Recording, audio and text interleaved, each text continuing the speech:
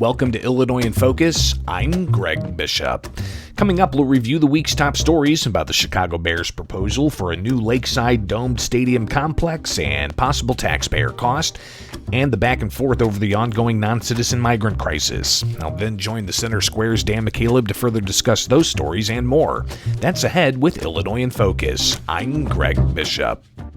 Attention parents, teachers, and taxpayers. Do you care about the decisions being made in K-12 public education? Do you want to know how those decisions impact your students and school district? Chalkboard News has you covered. We're delivering fact-based reporting on the policies that shape school safety, curriculum, and recovery from learning loss. At Chalkboard News, we're cutting through the politics and focusing on the facts behind the issues impacting students, teachers, and families. Get this news delivered to your inbox for free by signing up at chalkboardnews.com.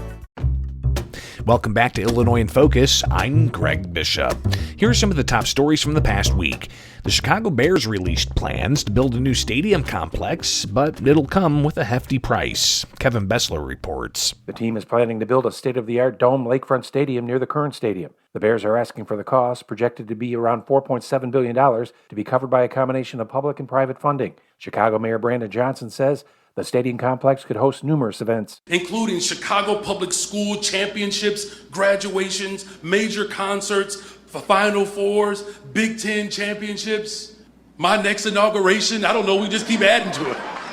To make the plan a reality, the Bears want the Illinois General Assembly to approve $1.5 billion in new bonding for the Illinois Sports Facilities Authority. House Speaker Chris Welch says the request would have little chance. If we were to put this issue on the board for a vote right now, it would fail, and it would fail miserably.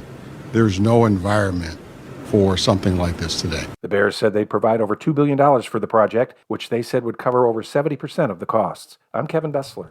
While Governor J.B. Pritzker contends southern states are creating chaos by sending non-citizen migrants to Illinois, a Republican state senator says Pritzker is gaslighting taxpayers. Monday, Pritzker was asked about the ongoing migrant crisis. He said the problem is leaders in Texas sending migrants to the state unannounced. Why do they do that? Because they want to cause chaos. We have managed to rein it in so that it's not chaos. Republican State Senator Jason Plummer responded, saying the state's policies of not enforcing immigration law, offering taxpayer-subsidized Cadillac health care and other services make Illinois the largest magnet for non-citizen migrants in the country. Why are they in places like this? Because we've invited them. To pretend that there's any rhyme or reason or structure or organization is the governor just once again gaslighting the people of Illinois. Plummer said some estimates are taxpayers are on the hook for upwards to $2 billion in cost. He also raised concerns about the humanitarian impact from people being trafficked, raped, and abused, and the continued flood of fentanyl into the country. Those are the top stories from the past week from Illinois. Find more online at thecentersquare.com.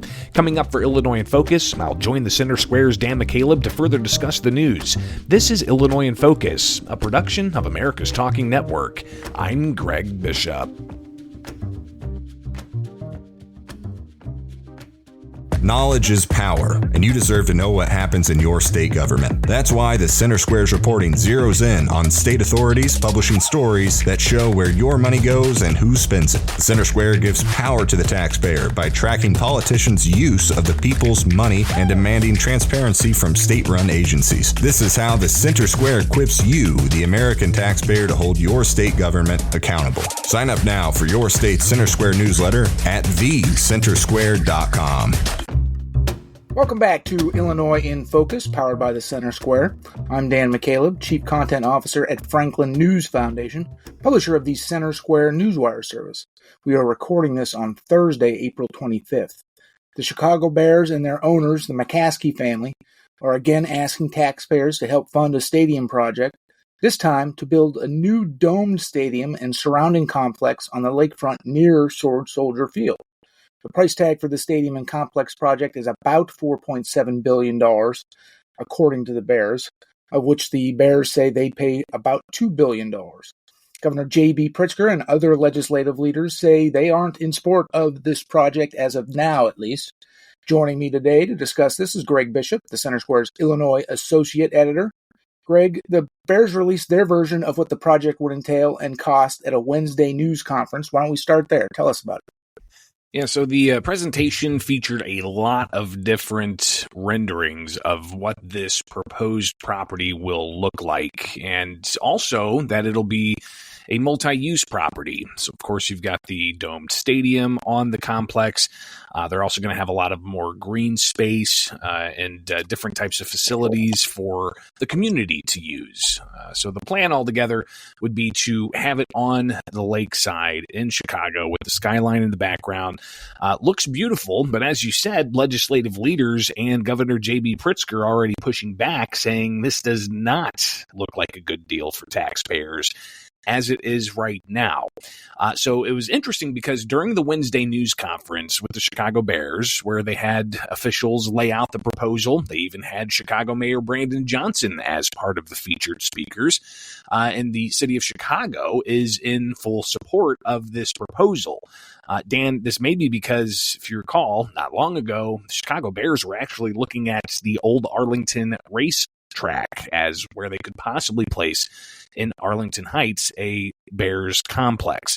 Right, So in the maybe suburbs, outside of Chicago, right. Understood. outside of Chicago. Yeah. So you had the Chicago city officials there with the Bears touting this new proposal that they want to keep it in Chicago with all kinds of different community-type space that would be utilized there.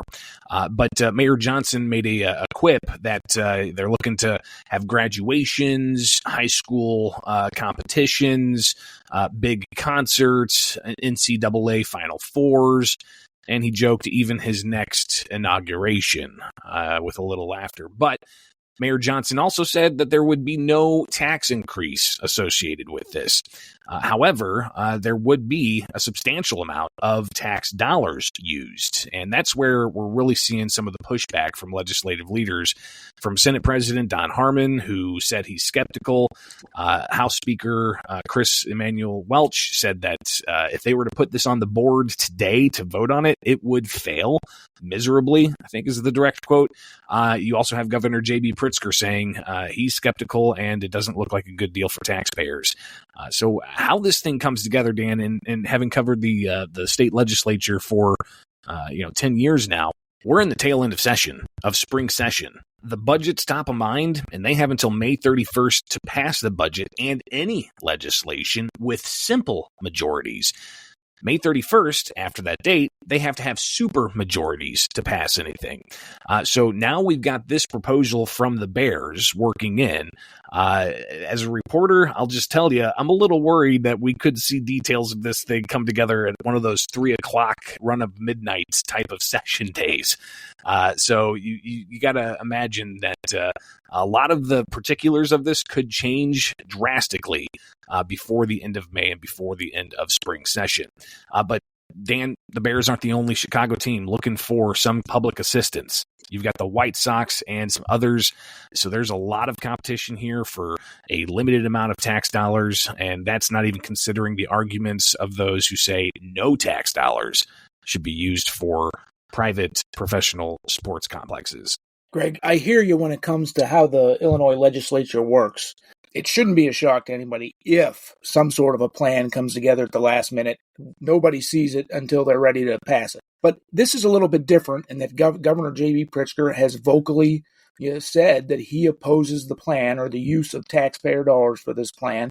Senate President Don Harmon also has said the same thing.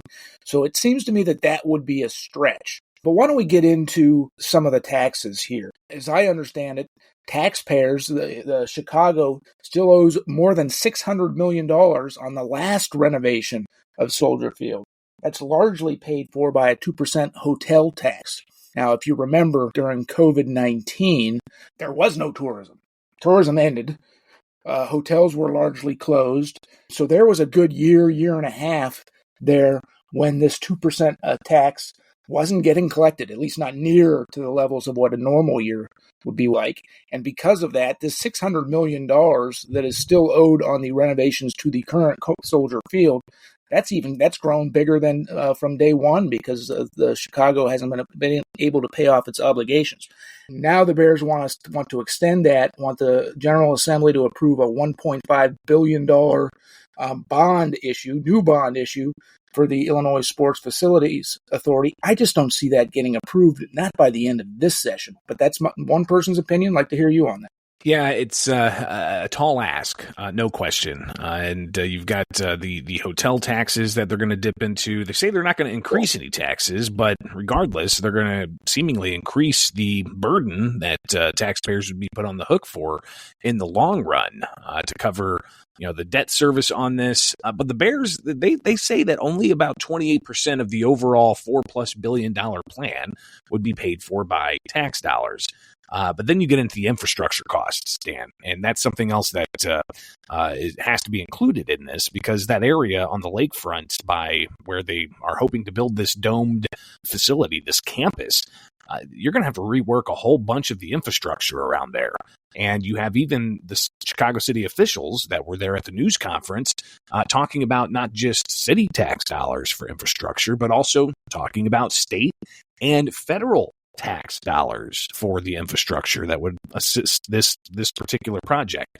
So clearly there's going to be a lot to be said in the final weeks of the legislative session, as this is just another major story that could come to fruition by the time it's all said and done. And the Bears officials, they were asked if this could possibly wait until fall veto session. That could be sometime in November, maybe after the general election. And they pushed back and said, no, the time is right now, because if they wait until the fall to get approval on this, then they're missing a construction season, and then the costs could balloon even more for a new facility. So all of this to say that there's still a lot of uncertainty on how or if this moves forward. And I bet those organizers in Arlington Heights are eyeing this very closely. And I can imagine they're probably keeping the door open.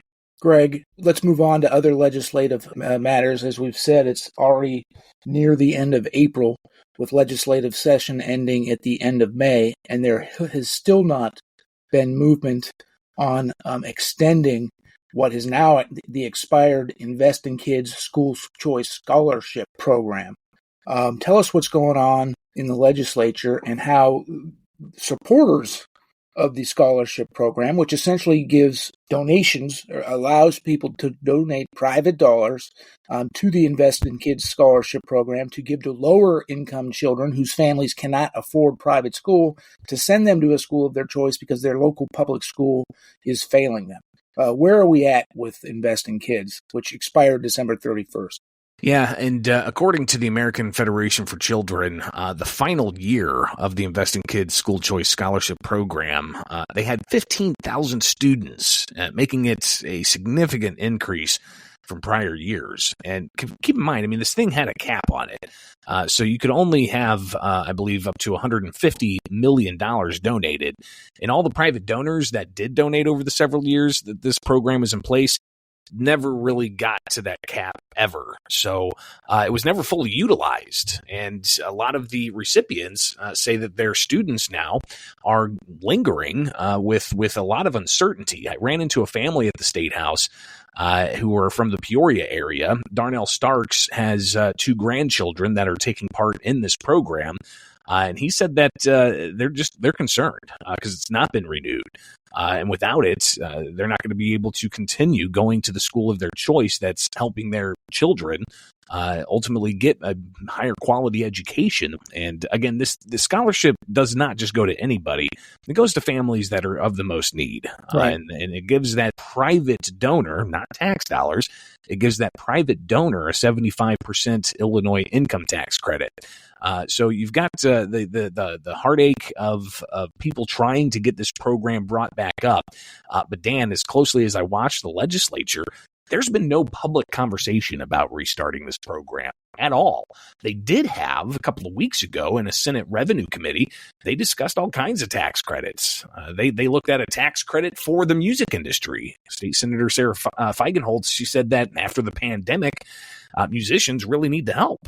There's also a tax credit that they're evaluating for 25% tax credit on charitable contributions to community foundations. Feigenholtz said that they could definitely benefit from it, and it would be a lifeline if people got a tax credit for donating to community foundations. Even a tax credit being proposed to allow for community foundations to pay for student employees' student loan debt. So clearly there's a lot of conversation about tax credits at the Illinois State House, but there's been no conversation about revisiting or re-upping the Invest in Kids school choice scholarship tax credit. So interesting to see some of the priorities. But again, as watching the legislature, anything can happen in these final few weeks. We'll definitely be keeping people updated on the play-by-play at thecentersquare.com. Greg, I think just one final pointer. I think it's important to note that teachers' unions, particularly the Chicago Teachers Union, but teachers' unions across the state oppose these scholarship programs, these school choice programs, saying it would take money away from public schools. But you and I both know, because we've been covering Illinois for a long time, that Illinois spends among the most on schools in the state, and the amount of tax revenue that's gone to education, primary and secondary education across Illinois, has gone up each year since they passed a new school funding law about 10 years ago or so. So it's teachers' unions who largely fund Democrat lawmakers' campaigns are putting pressure on lawmakers, and maybe that's why we're not seeing any advancement.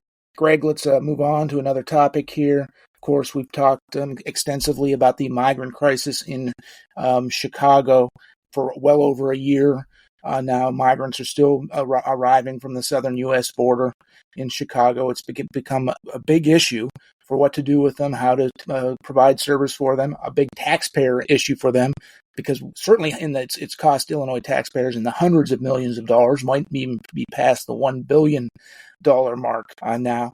Pritzker was asked this week about the ongoing migrant crisis. He blamed Texas, the state of Texas, which of course he has done in the past.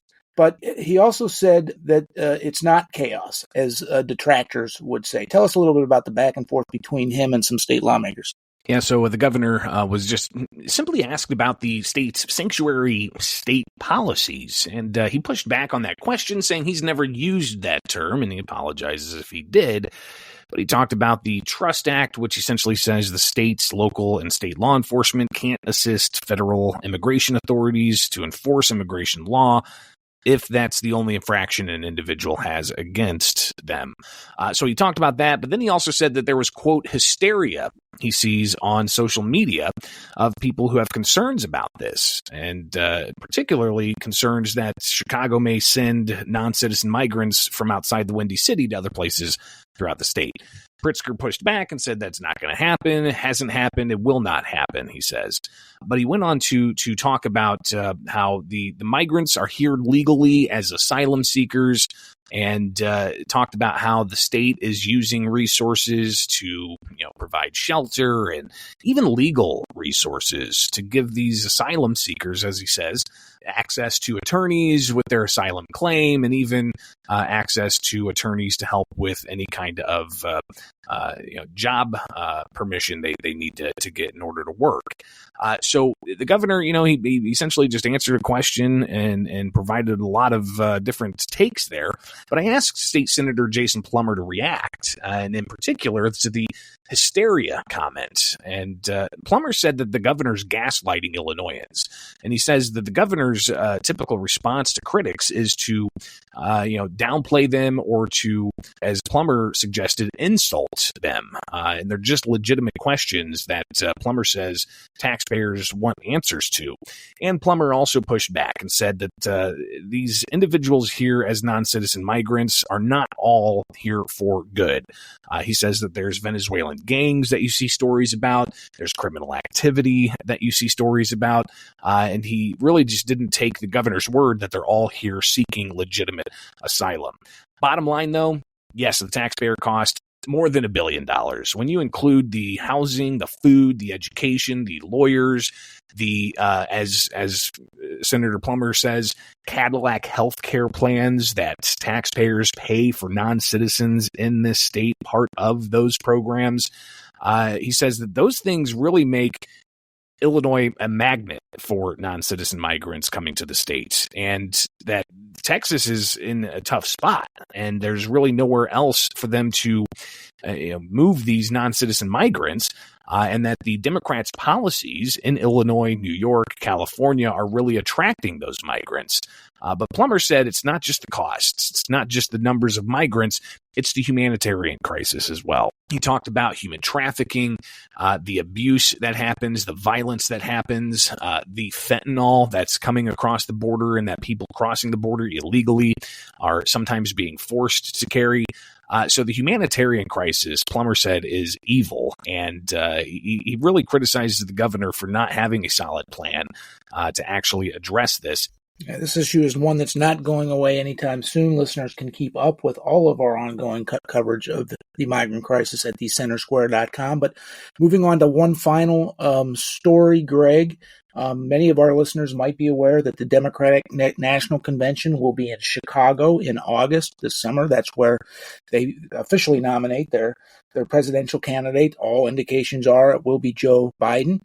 But what's also expected to happen at the convention this summer is all kinds of protests. I'm sure you've seen, I'm sure our listeners have seen, oftentimes violent protests across the country related to the Israel-Hamas war.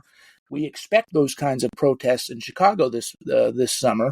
But Pritzker was asked about it this week, and he says we'll be ready. Yeah, he was on national TV, and this issue came up and said that the state is ready, though previously he had pushed back and said the state really doesn't have a role in the security, but he seems to be indicating that, the gatherings are going to be allowed to happen, but he wants to make sure that the convention delegates and the participants of the convention have the right to get to the convention without being blocked or harassed or yelled at. But the city of Chicago, they've got their hands full. They're going to be working with, of course, city police and even the Secret Service and other law enforcement agencies to set up secure zones around the convention center and McCormick Place. But when you have a disparate array of demonstrations expected, because Dan, you highlight it's not just those who may be angry and demonstrating against what's happening in the Middle East.